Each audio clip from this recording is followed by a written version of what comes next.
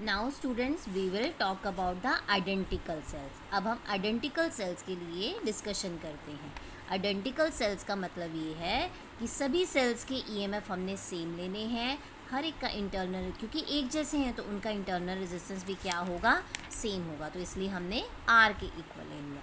तो हमारे पास equivalent resistance किसके इक्वल आएगा, क्योंकि अब यहाँ पर हम ये ऑलरेडी डिराइव आउट कर चुके हैं। तो हमारे पास 1/r इक्विवेलेंट, तो यहाँ पर क्या करना है, जस्ट आपने R1 R2 की जगह सबकी जगह RR लिखना है। तो क्योंकि ये m टाइम्स तक है तो हमारे पास ये आ जाएगा m अपॉन में r, और इसका रेसिप्रोकल लेंगे R equivalent is equal to R upon में m। सिमिलरली जब हम यहाँ पर इक्विवेलेंट ईएमएफ फाइंड आउट करेंगे तो आपके पास ये वैल्यू आई थी जब हमने डिफरेंट सेल्स के लिए किया था। तो इन E1 E2 की जगह आप ई पुट करेंगे, R1 R2 इन सब की जगह आप R पुट करेंगे, और R इक्विवेलेंट की वैल्यू यहाँ से जो आपने निकाली R अपॉन M पुट करेंगे। तो मैंने यहाँ पर ये वैल्यूज़ ऑलरेडी पुट की हुई हैं। तो ये वाली वैल्यू जो ब्रैकेट में है ये E/R M टाइम्स ऐड हो रहा है, तो इसकी जगह मैंने M E अपॉन में R लिख दिया, और यहाँ पर बाहर ब्रैकेट के R अपॉन M था, M से M कैंसिल, तो हमारे पास R से R कैंसिल, किसके इक्वल आ गया, E के। तो स्टूडेंट्स यहाँ पर आप ये देखें कि अगर सेल्स जो हैं वो पैरेलल में कनेक्टेड हों तो उनका इफ़ेक्टिव ईएमएफ, टोटल ईएमएफ जो है वो एक सिंगल सेल के ईएमएफ के इक्वल ही होगा। चाहे आप यहाँ पर सेल्स पैरेलल में जितने मर्जी कनेक्ट कर दो, ठीक है, इट हार्डली मैटर, जो टोटल ईएमएफ है वो सिंगल सेल के ईएमएफ के इक्वल ही आएगा।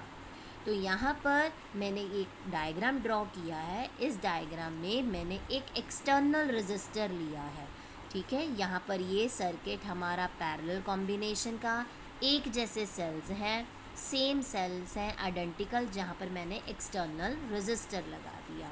तो यहाँ पर टोटल रेजिस्टेंस इस पूरे सर्किट का क्या होगा, वो कैसे निकालेंगे, इस पैरेलल सर्किट का इक्विवेलेंट रेजिस्टेंस जो कि हमने निकाला था that was equal to R upon में M, और उसमें क्योंकि ये वाला बाहर वाला रेजिस्टर एक्सटर्नल रेजिस्टर उसको हमने सीरीज़ में कनेक्ट किया है, तो यहाँ पर हम लिखेंगे प्लस R।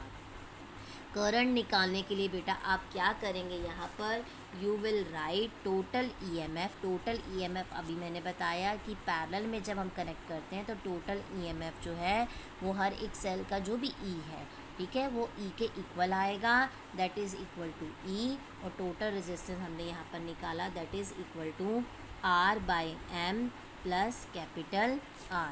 अब यहाँ पर आप इसका एलसीएम लें तो आपके पास ये वैल्यू आ जाएगी R plus M capital R, और M ऊपर जाकर M इंटू ई के इक्वल आ जाएगी ये वाली वैल्यू।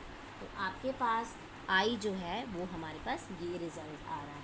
अब इसके हम कुछ स्पेशल केसेस करते हैं। नाउ स्पेशल केसेस में हम यहाँ पर क्या डिस्कस करेंगे, इफ़ फर्स्ट हम कंसीडर करते हैं कि ये जो हमने एक्सटर्नल रेजिस्टर जो लगाया है अगर इसकी वैल्यू बहुत ज़्यादा है, बहुत बिग वैल्यू का हमने रेजिस्टर लगाया है, तो उस केस में हमारे पास ये जो वैल्यू है डिनोमिनेटर में R बाई M, जिसमें हम ये कैपिटल R ऐड कर रहे हैं, क्योंकि यहाँ पर ये R जो है बहुत छोटी है और उसको आगे फिर से हमने M से डिवाइड कर दिया तो ये और ज़्यादा छोटी हो गई।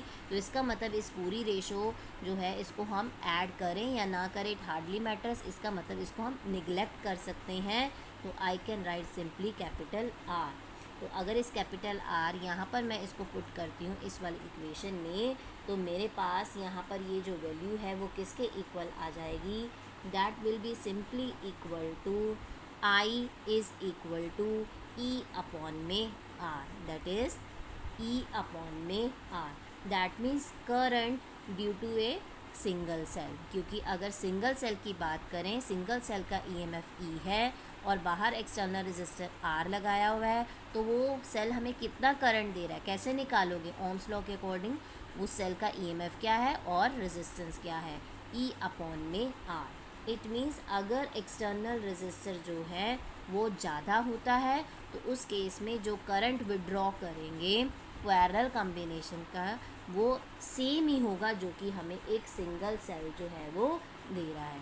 इसका मतलब अगर आप लोड रेजिस्टेंस बहुत ज़्यादा बड़ा ले रहे हैं तो उस केस में पैरेलल कॉम्बिनेशन का तो कोई यूज़ ही नहीं है, क्योंकि सिंगल सेल जितना उसने करंट देना है उतना ही करंट हमें इस पैरेलल कॉम्बिनेशन से मिल रहा है। अब नेक्स्ट केस यहाँ पर डिस्कस करते हैं, सेकंड केस। अब इसका अपोजिट कर देते हैं, इट मीन्स अब हम एक्सटर्नल रेजिस्टेंस को बहुत कम छोटा कर देते हैं।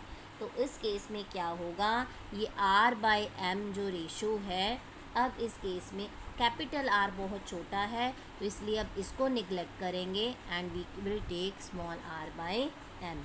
तो हमारे पास जो ये वैल्यू थी करंट की value I which will be equal to E/में R/M, क्योंकि यहाँ पर हमने इस कैपिटल R को निगलेक्ट कर दिया तो हमारे पास E/में R/M that is equal to MER। इसका मतलब यहाँ M टाइम्स E/R क्या है, E/R है current due to a single cell.